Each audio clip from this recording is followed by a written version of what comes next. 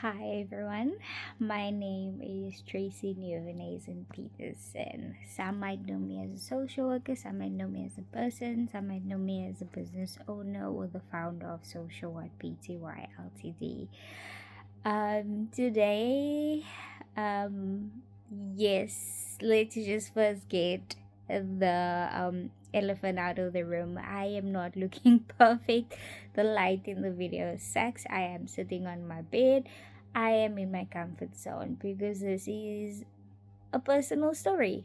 Um, some of you that have followed my journey, I'll also put the link of my YouTube page in the comments or on the post. I'm not sure where yet, where you can go and listen or watch the videos from before and a few years ago of how this journey started and things that have happened.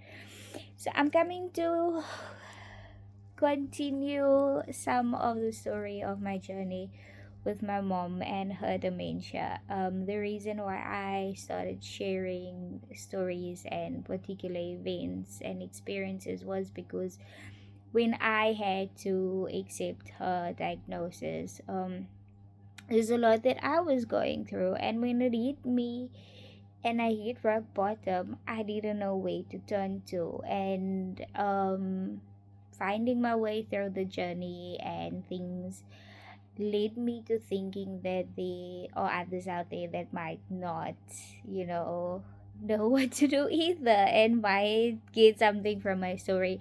I always say that I try and be as honest as possible in the stories.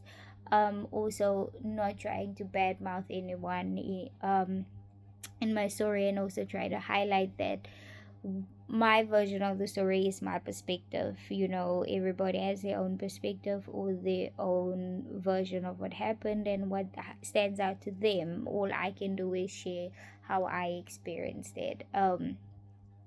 So firstly, I about a year and a half to 2 years ago, I gave myself permission, and with this, I'm also giving you permission to feel guilt free about walking away. I could no longer be the go to person for the care of my mom. I could no longer be the one running around. I could no longer be the one to stand in financially and to love that life. And there's a lot of contributing factors to that. Not necessarily about not having the money. There was some money, but my mental health just got to a point where I needed to walk away. There is contributing factors, family conflict, family relationships, that are not the norm. What is the norm anyway? But yeah, there was a lot that added to that. And I honestly, at the time, yes, I got a lot of persecution from people, family, hatred, all of that. But I gave myself permission to do that and to put myself first. None of us ask for what happens to us. We just have to go through it. There is eventually a reason that we eventually find, but yeah. So I gave myself that permission. It was difficult, but it is what I needed to do for me. You know it's just like the whole jar theory. Like, you can't keep pouring out of an empty jar. You need to put back into that jar, and it was a tough decision, and I did it. Um so it did lead to me not having contact with my brother and his children and his wife for that whole period of time. Each for their own reasons. It had an impact on our relationships. My middle brother had some troubles with the law, so he was in and out of prison. There was a time that I felt that I couldn't see my mom, not because I couldn't just go there and walk up and say hi. Um, Mentally, I could not deal with seeing her and things like that. So there were some times that I didn't see her. I was not as involved in her care, or I was not involved in her care. I was not involved in a medical care, although because I had a long standing relationship with the medical team, they would call me on and off with updates and things, which I appreciated. Um, but all of this brings us to a moment, that led to an avalanche of events over the last few months. So it starts on the 7th of November 2025, 5:30 in the morning. And you know this because my phone says everything. They say smartphones. Any case, and I am a hoarder when it comes to my phone. So on this particular day, so I have adapted to sleeping with my headphones on long, long time ago because my husband snores and it just didn't end up becoming a coping mechanism. So with that being said, even though my phone is on silent, if it's connected to the headphones, it rings loudly in my ears. So I'm woken up to a phone call, 5:30 in the morning, from my mom's carer, saying, "Tracy, you need to come." Bear in mind, I was asleep 5 seconds ago. "You need to come. Your mom had 2 seizures in her sleep between 1 a.m. and 5 a.m. this morning."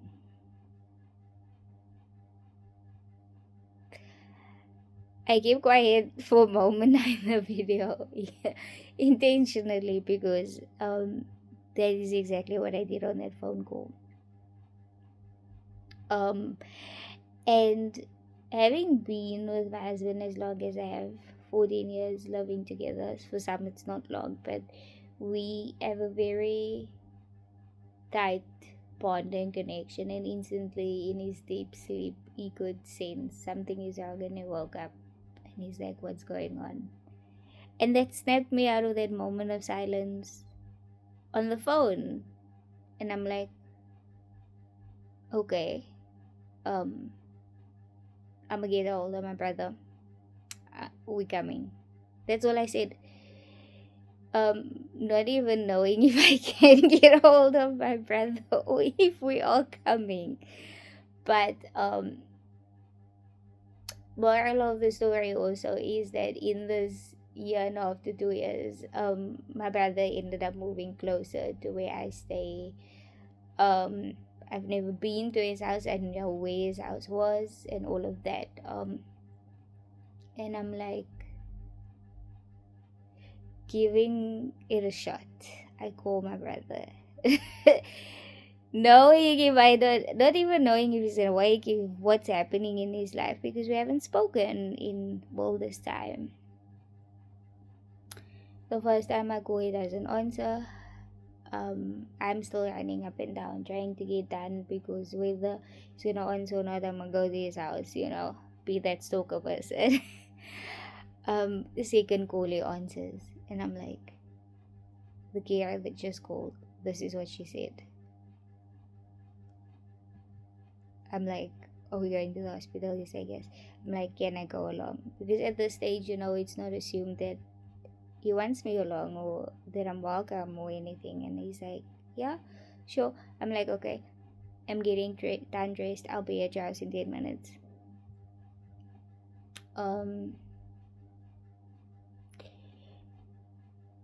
And I did that again because my world is shaken here. Like,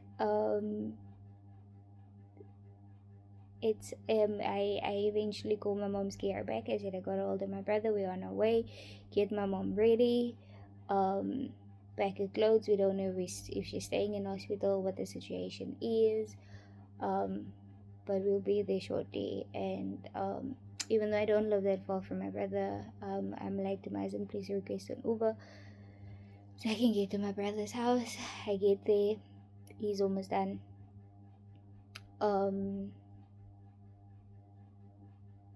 And we go. And we get there, and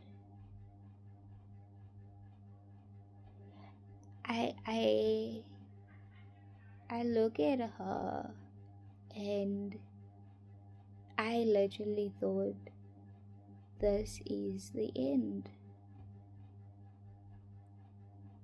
And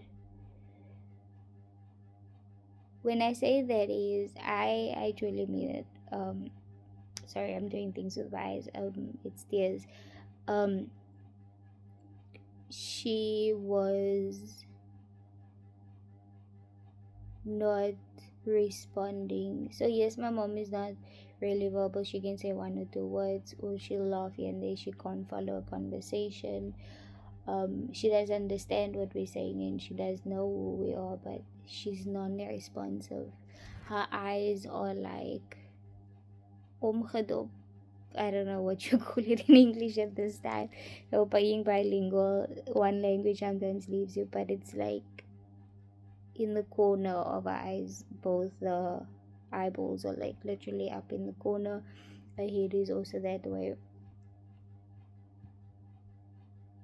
And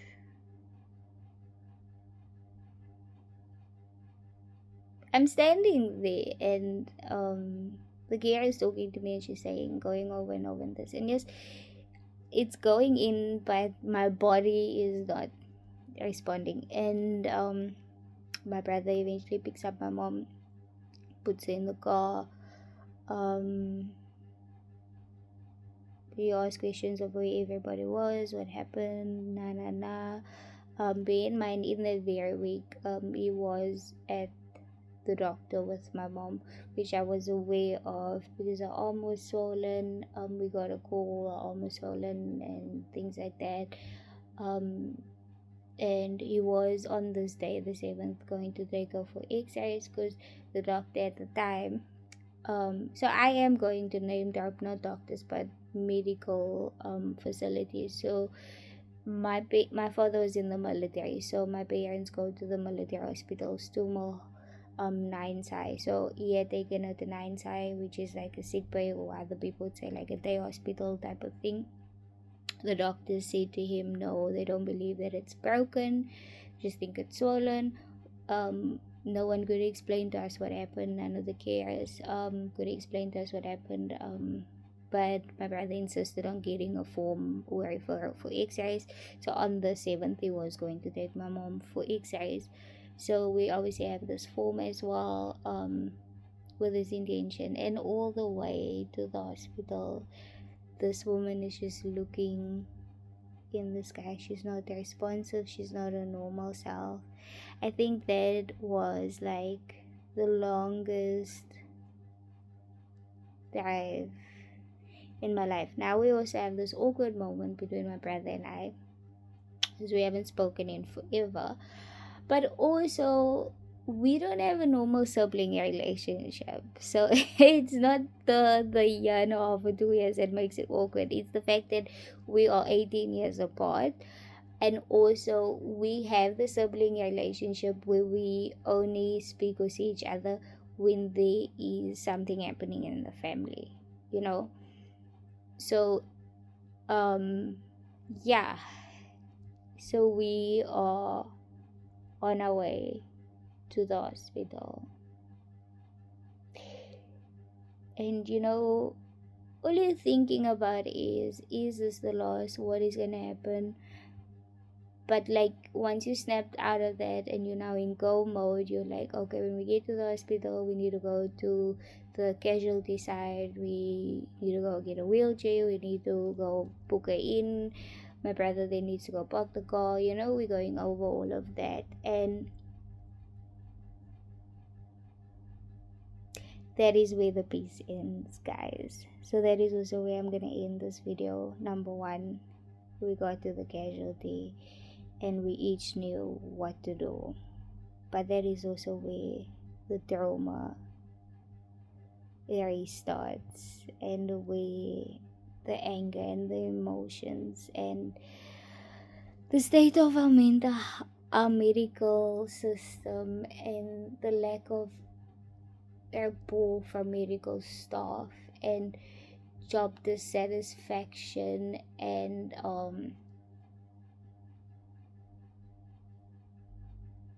yeah, it just starts. That journey just starts. And before getting into that, I just wanna pause on this moment, and the emotions, and being able to forgive yourself, being able to allow yourself to do what you need to do for yourself, being able to, distinguish between how far you can be a caregiver to someone else to when you need to be a caregiver for yourself, being able to accept that, not every family is conventional, being able to accept different types of relationships, being able to accept that all the emotions can change in within minutes, being able to accept, each person's role to play and how they can change. And those are just things that I want us to appreciate for this first video, before we get into the other emotions. So, with that being said, thank you for watching my very non-professional, unangled, sitting in my bed video. But I hope that my story can help and touch people that need to hear these things. I'm not healed, but someone recently said to me, part of the writing was I'm writing a book. And I said that I've been having problems writing because it's so dramatic. And she said to me that part of writing is part of the healing. So I've taken that into me telling the story is part of my healing. And me helping others is part of my healing. So yes, I will see you in the next video. Thank you so much for watching.